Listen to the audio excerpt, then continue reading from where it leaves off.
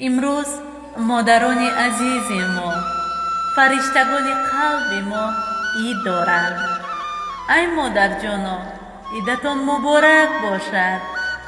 بگذار آسمان بختتان همیشه صاف و بی‌غبار باشد و اگر در آن ابر پیدا شود هم بگذار آن ابر رحمت باشد و اگر در چشمان پرمهرتان اشک حلقه زند هم بگذار آن اشک شادی باشد.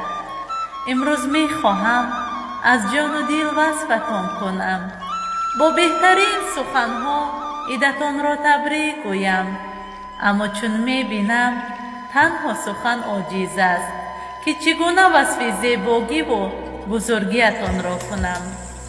پس درگاه یزدان پاک تمنای آن را می کنم که بگذار هیچگاه سر خم را، چشم نم را، دل غم را، ناامیدی و ناکامی را، داغ فرزند را، شکست زندگی را نبینید. ای بهشتم، ای امید زندگیم، ای قوت و همه هستیم، عیدت مبارک باشد ای مادر جانم. و زبان شاعره گفتنیم: ایا مادر، تو شعر بهترین من، تو عطر یاسمین من، تو ماه نازنین من، خدای در زمین من. ایا مادر فدایت من، بهار مژده دارم تو، ز خوبی یادگارم تو، امید روزگارم تو، خوشی های برارم تو.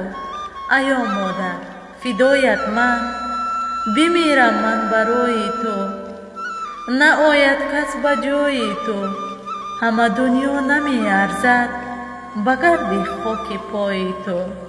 ایا مادر فدایت من، سر و سامان من مادر، بلاگردان من مادر، به داروی و ناکامی به جانم جان من مادر. ایا مادر فدایت من. خلاصه با آمدن فصل بهار با عید مادران همه زنان و دختران را، مادران کل دنیا را تبریک و مبارکباد گفته به همه شمایان پیش از همه سلامتی بدن، خانه آبادی و خوشبختی های جهان را تمنا دارم. بگذار همه ما و شما را خداوند در پناهش حفظ نماید. سربلند و خانه آباد باشید.